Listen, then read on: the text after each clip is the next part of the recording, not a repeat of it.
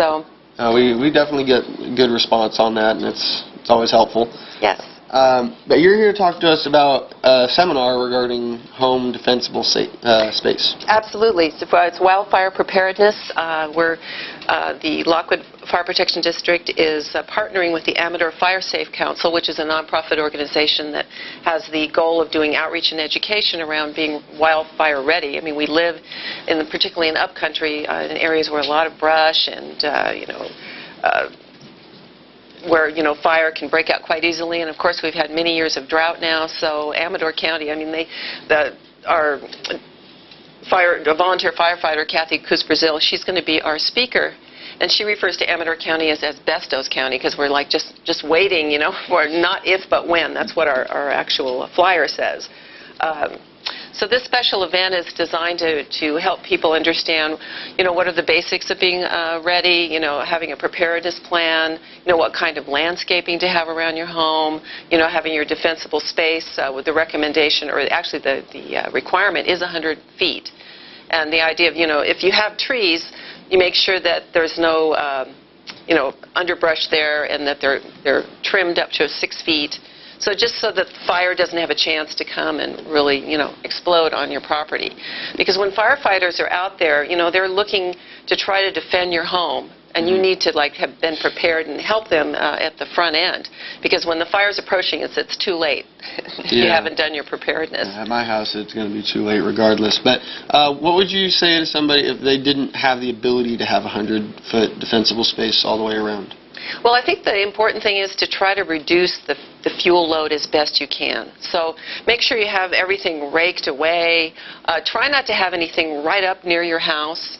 There is going to be some recommendations on the type of landscaping, the amount of mulch that you need to, that you can have. Because I know for the drought, for your plants, it is recommended you have mulch so that they can retain moisture. But you don't want to have too deep a mulch, particularly with a fire, a combustible thing like bark. So there's some recommendations. You can have some, just don't have too much. So she'll have some good information on what kind of things to plant and how you can trim your trees and make sure that you're raking like pine needles and any kind of debris out from underneath.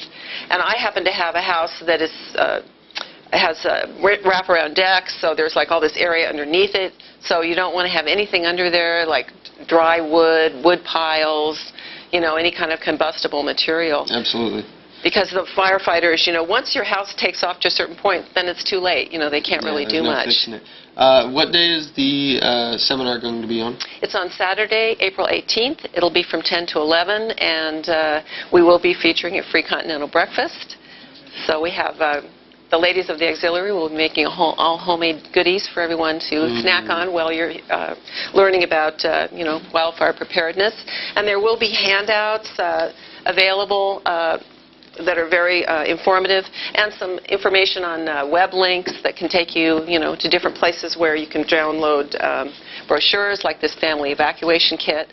So there's going to be just a lot of good info. And where is it going to be held again? It's going to be held at what we call Lockwood number 2, which is our fire station that is at the corner of Shake Ridge Road and Hale.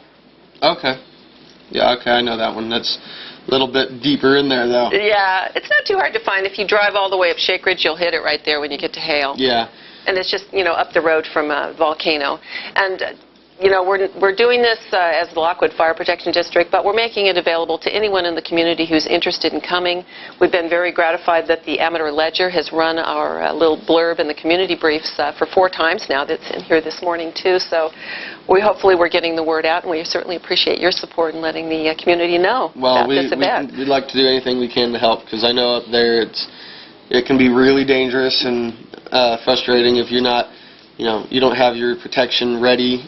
Because I know it sparks off up there and we're in trouble.